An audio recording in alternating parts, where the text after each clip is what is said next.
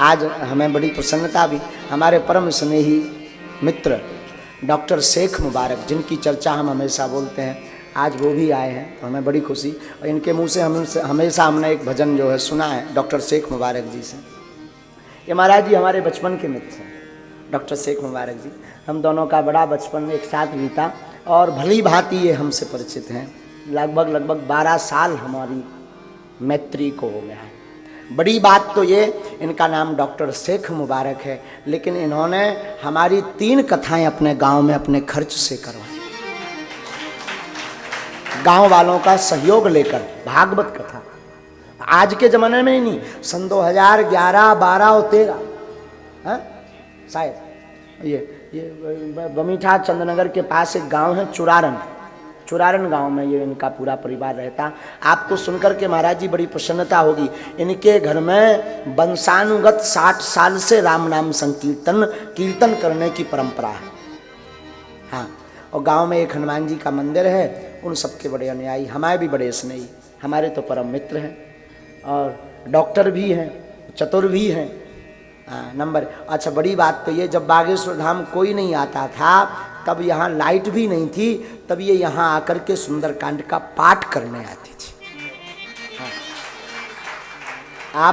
आपको क्या बतावें, इन्होंने तो हमारे प्रत्येक पहलू को, जीवन को जिया है। महाराज जी ये बेचारा जो है, हम और ये यहाँ नीचे पहाड़ के नीचे कोई बना तना तो था ही नहीं, भीड़ उतनी आती नहीं थी, तो बालुओं में लेटे रहते थे दोनों। सोने के लिए भी स्थान नहीं था यहाँ, तो बालू डली थी यहाँ, बालू निर्माण के लिए बालू पर हम दोनों 1 साल तक लेटते रहे, रातों भर। बिच्छी सांप बड़ा उधम मचाते थे, लाइट भी नहीं थी, मोबाइल की टार्च से काम चला करके सुंदरकांड का पाठ, और रातों भर यहीं टिक्कड़ बनाए। 2 जन ने टिक्कड़ पाए, इनने हमें चाय बना दी। और ये मोटरसाइकिल से आते थे तो कई बार दूध खत्म हो जाता था, तो ये मोटरसाइकिल लेकर गंज जाते, वहाँ से दूध लाते, फिर चाय पिलाते थे। तो हम चाहेंगे पहले इनके मुख से एक गीत, इनका बड़ा अच्छा है, तो हम एक गीत सुन लें। इसके बाद पूज्य महाराज श्री जी का आशीर्वचन और वाणी को विराम। आचार्य जी भी आए हैं, हमें देखे देखे लगते हैं, हम परिचय नहीं हो पा रहे हैं। नहीं, ये आचार्य जी बैठे, बिहारी जी हैं। अच्छा, हमें ऐसा लगा कि हमने शायद कहीं देखा हो और खबर नहीं। अच्छा, हो सकता है प्रभु के साथ, हम खबर नहीं कहाँ है, लेकिन आचार्य जी भी पधारे, वो ब्राह्मण देवता भी पधारे, सब पधारे भगवान है। हाँ, और हाँ ये तो बताना भूल ही गए, सच कह रहे हैं साहब। हम हमेशा बोलते थे जो बेटियों का विवाह 1 मार्च को हो रहा ना, ये जरूर ये सबको भेजिएगा, हम सबको बताते ये घटना, हर कथा में बोलने का प्रयास करते हैं। जो 1 मार्च को अथवा 3 साल से लगातार गरीब बेटियों का विवाह बागेश्वर धाम की दान पेटी से बागेश्वर धाम के भक्तों द्वारा करवाया जा रहा, उसकी शुरुआत का संकल्प दास के निज जीवन से शुरू होता है। हमारी बहन जी थी, उनके विवाह में, माता जी भी आज विराजमान है, तो उनके विवाह में पैसा मिल नहीं रहा था उधार, खूब मशक्कत की, बन जाते हैं लाखों रिश्ते, जब पैसा पास होता है टूट जाता वो रिश्ता गरीबी में जो सबसे खास होता है। और बहन जी के विवाह में धन की बड़ी दिक्कत थी। हम माताजी और पिताजी बैठ कर के चर्चा करते थे कि बहन का विवाह कैसे होगा। जो रिश्तेदार मिले थे वो बड़े प्यारे थे, तो अब उन्होंने कुछ मांगा नहीं, फिर भी उस जमाने में भी 2-3 लाख का खर्च की व्यवस्था नहीं हो पा रही थी, 1 लाख भी घर पर नहीं था। कैसे हम विवाह करवें, कैसे उपहार में दहेज देवें, यही मन में विचार था।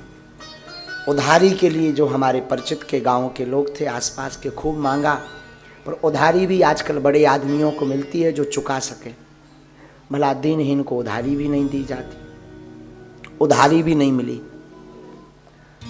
उसी वक्त हमारी इनकी बड़ी मित्रता थी, घनिष्ठ मित्रता, तो फ़ोन एक हमारे पास नोकिया मोबाइल था, पुरोहित कर्म, हम कर्मकांड कथा और दादाजी की सेवा करते थे।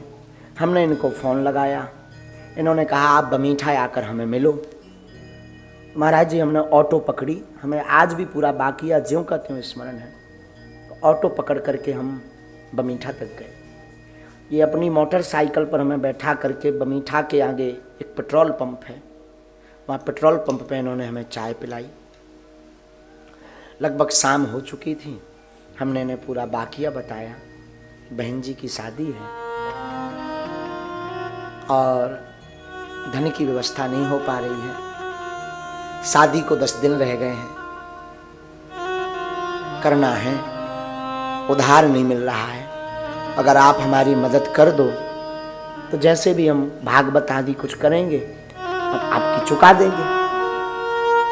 इन्होंने बिना बेचारे, ये हमको प्रेम में कभी कभी धीरू कहते थे, और ये बीच बीच में कभी धीरू भाई अंबानी, धीरू भाई ऐसे नाम से इन्होंने हमारा हाथ पकड़ा और आंखें हमारी डबडबाई तो थी ही, तो हमने कहा कि ऐसी, इन्होंने हमारा हाथ पकड़ा और बोले आप चिंता मत करो और हम व्यवस्था कर देंगे।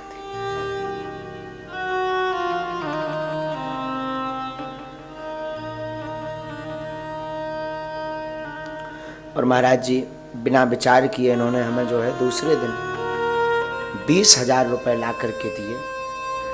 और बात यहीं नहीं रुकी, उपहार की टेबल से लेकर के, बेड से लेकर के, अलमारी से लेकर के इन्होंने लोगों को जोड़कर पूरा दहेज का सामान ला करके हमारे घर पर रख दिया। अपने हाथों से, जैसे हमारी नहीं इनकी बहन हो, अपने हाथों से पूरा विवाह कार्यक्रम में पंगत से लेकर के विदाई करवाई इन्होंने। बाद में हम वो रुपया 2 साल बाद चुका पाए। 2 साल तक कोई काम लगा नहीं, भागवत लगी नहीं, कथा लगी नहीं। 2 साल बाद जब हमें गुजरात में एक कार्यक्रम लगा तो उस कार्यक्रम से हमें दक्षिणा मिली, तो हमने रेलवे स्टेशन से बाद में घर आए, हमने इनको बमीठा बुलाया फ़ोन लगा के और इनके हमने रुपया चुकाए। लेकिन बात यह है कि इन्होंने उस वक्त, उस ज़माने में जब मुझे कोई नहीं पूछता था, कोई जानता नहीं था, आज तो खूब मिल जाए, पर कीमत 20,000 की नहीं है, कीमत समय की है। जिस समय में उन्होंने दिया, आज के शायद वो 20 करोड़ से ज़्यादा हो सकते हैं। इसीलिए हमने फिर उसी दिन दृढ़ संकल्प कर लिया था कि कभी अगर हम पर बालाजी कृपा करेंगे, कभी अगर गुरु जी की हम पर कृपा होगी, तो हमारे जीवन काल में जो भी धन आएगा उससे अब किसी भाई को हमारे जैसा रोना ना पड़े, उन गरीब बेटियों का और बहनों का हम विवाह करवाएंगे।